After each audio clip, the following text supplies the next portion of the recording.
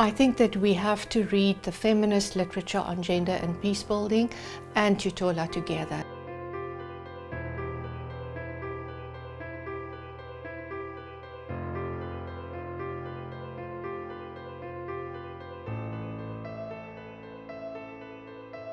I'm using the book, The Palm Wine Drink It. It's a wonderful, crazy little book about a fantastical story about this rich, lazy boy. And it's obviously Yoruba masculinity, because the opening line starts with, "When I was 10 years old, all I did was drink and I did no work." But then his palm wine tapster fell out of the tree and dies, and then the wine dries up and his friends desert him, and he goes into the underground in order to find his dead wine tapster. And the wonderful experiences, and some of them very gruesome, very cruel and violent experiences, tell us something about how we should look at people. Amos Tutuola is a very controversial figure. He wasn't very much liked in Nigeria because of his unusual use of English.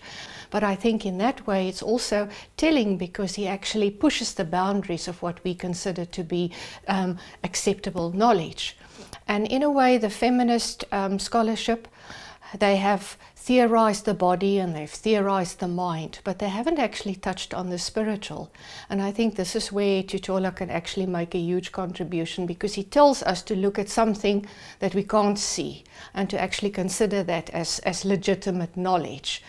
And I think that's a tool that's very important for peace builders when they work on the ground in the local areas, to understand that they cannot come with their liberal peace building models and expect people to actually accept it and do it the way that they want to do. Because there's this acceptance of the superiority of reason. But reason is not always the answer. So I think we have a lot of work to do there. But if we can provide through the lens of folklore, it's almost through the back door, not through a feminist argument that won't get funded, then I think it's a start, because then peace builders will think more broadly about peace, and perhaps how gender norms inform peace, or how gender norms inform conflict. And if they understand that aspect better, then they can go and identify some of those mediators, those people, figures who actually are at the crossroads of the private and the public, and support those figures to actually do work in terms of changing attitudes.